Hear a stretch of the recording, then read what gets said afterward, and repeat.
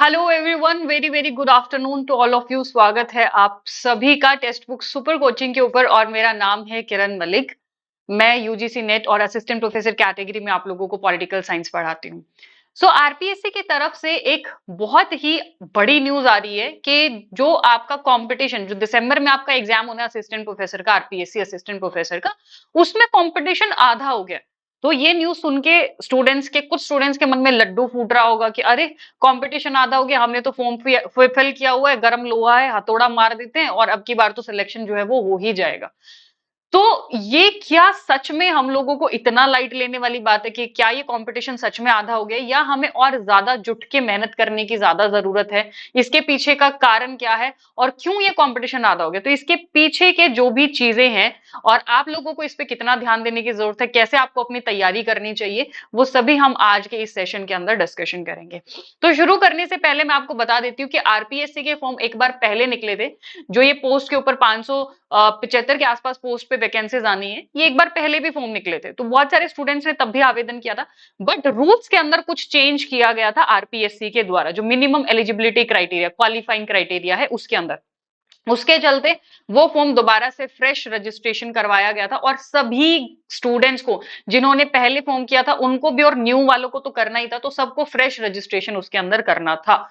तो अभी सिर्फ 95,000 आवेदन एप्लीकेशंस उन पोस्ट के लिए अचीव किए गए, जो पिछली बार के आवेदनों से आधे हैं।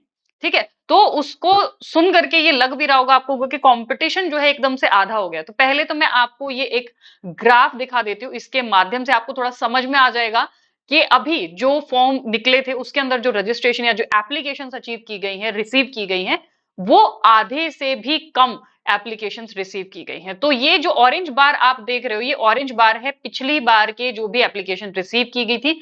ब्लू बार है उन्हीं सब्जेक्ट्स के अंदर न्यू एप्लीकेशन जो रिसीव की गई है। ठीक है, तो आप यहाँ पे देख रहे होगे एबीएसटी 2242 अब की बार है, पहले 3656। ऐसे ही बॉटनी के अंदर, बिजनेस एडमिनिस्ट्रेशन के अंदर, केमिस्ट्री के अंदर पहले 9100, 9173, अभी ये 5100 है। हिंदी में ये कम होकर के आधा कंपटीशन रह गया है, 25,753 थे, अभी 14,834 है। ठीक है, ऐसे ही ज्योग्राफी के अंदर पहले 23,490 थे, अभी 13,717, यानी कि भूगोल के अंदर। हिस्ट्री में भी आधा रह गया, हिस्ट्री में भी पहले 23,534 थे, अब 12,937, और पॉलिटिकल साइंस में भी ये आधा रह गया है। ठीक है, 24,236 पिछली बार की एप्लीकेशन का नंबर था, और अब की बार जो एप्लीकेशन रिसीव की गई है आयोग के द्वारा वो 13,000 है। डांस की एक ही सीट थी और उसी के ऊपर पहले 57 थी, अभी 26 पोस्ट। तो ये पहली बात, तो इतना कम नंबर ऑफ एप्लीकेशन रिसीव होने का कारण क्या है? देखिए, आरपीएससी ने अभी थोड़े पिछले महीने, ये जिस दिन आपके फॉर्म आउट हुए थे उससे जस्ट एक दिन पहले एक नोटिफिकेशन जारी किया था। आपके आरपीएससी में 3 पेपर होते हैं, फर्स्ट एंड सेकंड, जो कि आपका सब्जेक्ट ओरिएंटेड पेपर होता है। ठीक है, और थर्ड पेपर जो रहता है वो है आपका जीके, जिसमें राजस्थान स्पेसिफिक जीके आती है। ठीक है, तो ये जो 2 पेपर होते थे, ये 75 के, ये जीके जो होता था ये 50 जो है वो क्वेश्चन आते थे।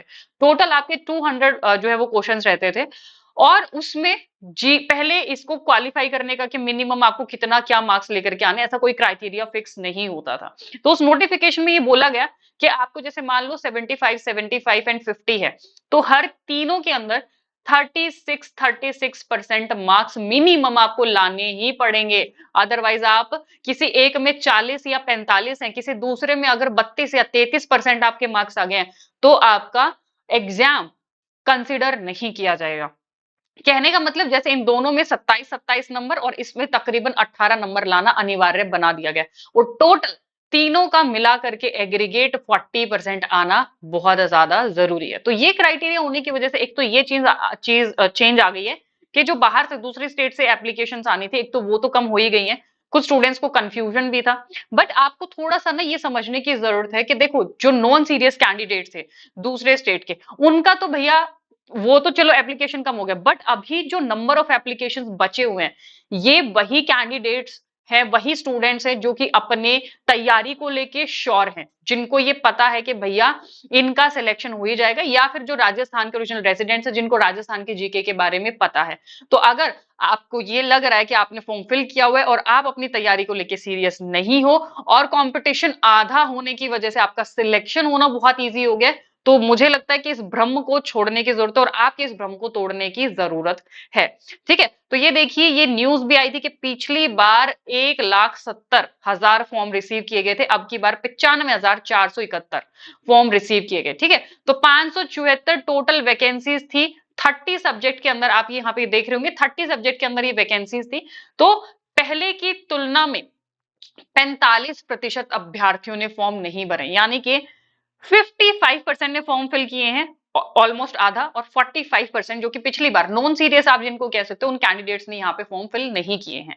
ठीक है, तो आपको बिल्कुल भी आप ये कह सकते हो कि क्वांटिटी से ज्यादा अब ये क्वालिटी कंपटीशन रह गया है। तो पहले नंबर ज्यादा थे, बट एप्लीकेशन कम आने का कारण या फिर उसका एक रिजल्ट ये नहीं हो सकता है कि आपका सिलेक्शन बहुत इजी हो गया। आरपीएससी के मैं बता देती हूँ कि पेपर का लेवल बहुत सही आता है, और ऐसा नहीं है कि नंबर ऑफ एप्लीकेशन कम है तो आपका रास्ता बहुत आसान हो गया। इवन मैं बोलूंगी कि आपका शायद कंपटीशन ज्यादा बढ़ गया है, क्योंकि अभी जो कैंडिडेट्स बच गए हैं, उन कैंडिडेट्स, वो क्वालिटी कैंडिडेट्स हैं, वो अपनी प्रिपरेशन को लेके सीरियस हैं, वो अपनी प्रिपरेशन को लेके श्योर हैं। उनको पता है कि राजस्थान की जीके हो या पेपर हो, उनका वो तीनों ही पेपर बहुत ज्यादा स्ट्रांग है और वो उतने मिनिमम मार्क्स ला सकते हैं।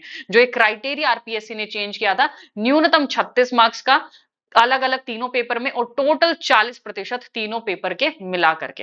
हालांकि आयोग के लिए तो ये चीजें आसान हो ही गई हैं कि उनके रिसोर्सेज कम लगेंगे, एग्जाम कंडक्ट कराना आसान है। बट एक और चीज उनके लिए आसानी हो गई है कि अब मेरिट बेस्ड सिलेक्शन को अचीव करना और एक सीट के ऊपर जो मिनिमम नंबर ऑफ कैंडिडेट्स थे उनको बुलाना उनके लिए थोड़ा सा आसान हो गया है।